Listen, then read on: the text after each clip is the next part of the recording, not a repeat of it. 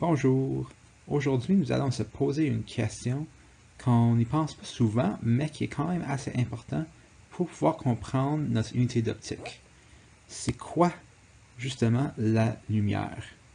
La lumière nous entoure en tout temps, que ça vient du soleil, de la lune, des étoiles, de tout ce qui entoure notre monde naturel, que ça vient de l'électricité, quand le soleil est couché, par exemple, que ça vient des produits chimiques ou que ça vient des produits biologiques, comme les poissons dans l'océan qui peuvent éclaircir leur route.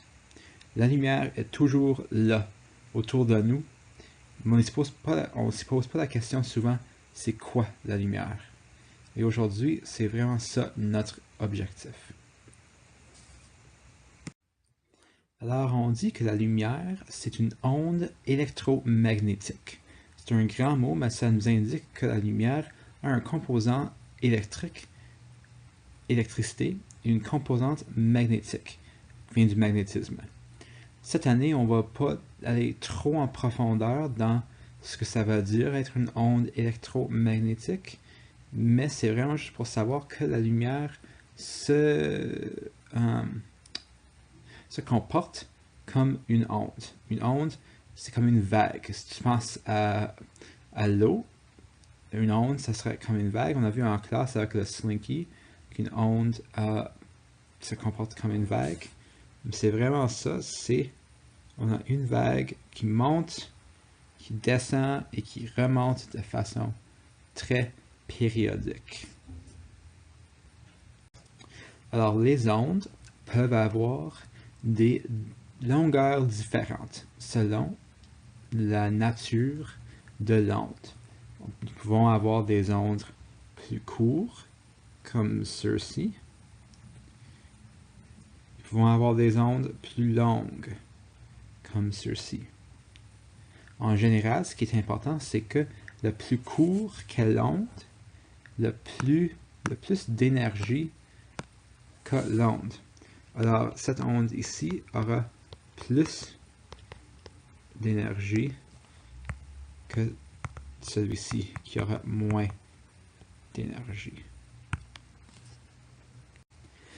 Maintenant, la lumière, étant une onde, a une vitesse définie.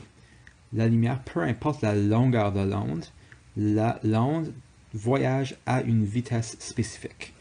Cette vitesse-là, c'est 3 fois 10 à la 8 mètres par seconde. Ça, c'est comme dire 3 avec 8 zéros mètres par seconde. Ça, c'est beaucoup, là. Ça, c'est 3 billions de mètres par seconde, ou 300 000 km à chaque seconde. C'est pour ça que la lumière est tellement vite qu'on ne peut pas voir l'onde nous-mêmes. C'est trop vite pour nos yeux. Tout ce qu'on voit, c'est la lumière. Mais si on ralentissait la lumière jusqu'au point où on pourrait le voir, on verrait une onde, mais c'est trop vite pour nos yeux. Alors cette onde-là, j'ai dit que la longueur de l'onde nous donne de l'information sur l'énergie que l'onde contient. Alors on dit que la longueur d'une onde, c'est la distance d'un point ici jusqu'au point ici. Alors c'est la somme d'une crête,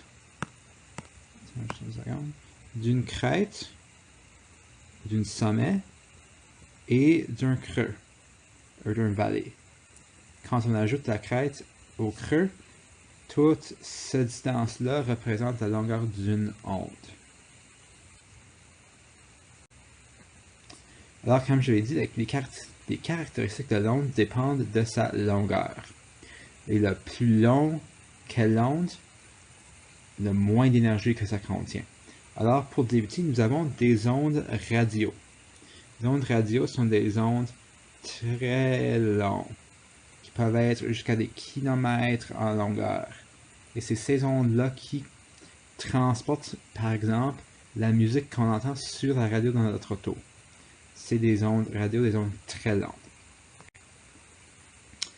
Les ondes micro-ondes, ce qu'on utilise pour faire le popcorn dans la cuisine, pour réchauffer nos mets, sont des ondes qui sont un peu moins longues que les ondes radio, mais plus long que la lumière visible.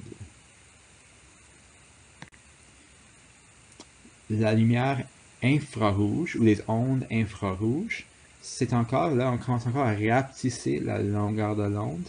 L'infrarouge, c'est une onde qui est produite par le soleil, par exemple, et c'est ces ondes-là qui nous apportent de la chaleur.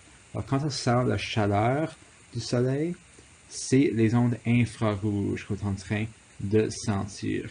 On ne peut pas voir les ondes infrarouges. Maintenant, on vient à la lumière visible. C'est la seule onde que nous pouvons voir avec nos yeux.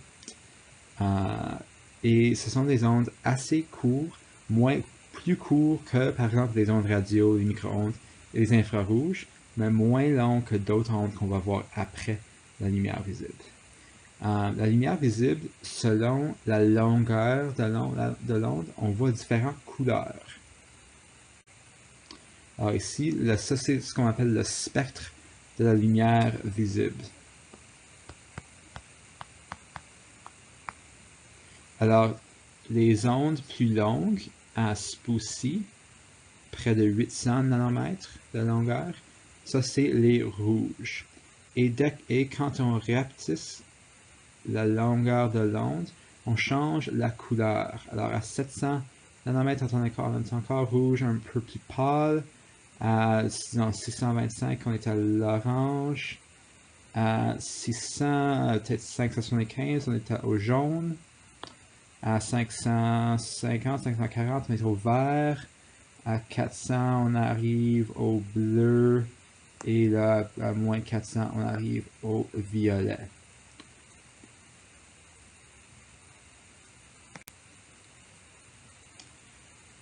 Même plus court que la lumière visible, c'est les ondes ultraviolettes.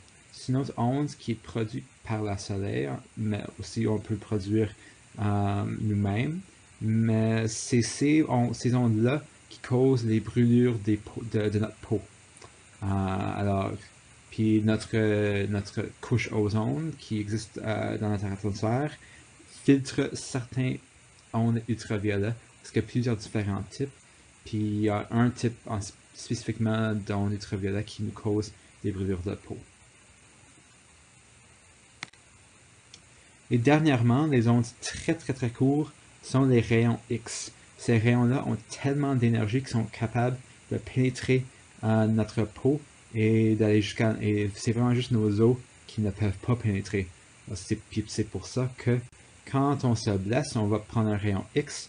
Les rayons X vont pénétrer tout notre corps, sauf nos os, puis ils vont nous montrer juste nos os quand on prend une image de la réflexion des rayons X. Alors ça, c'est un petit sommaire de ce qu'on appelle du spectre électromagnétique. C'est le spectre de toutes les ondes qui existent dans la nature.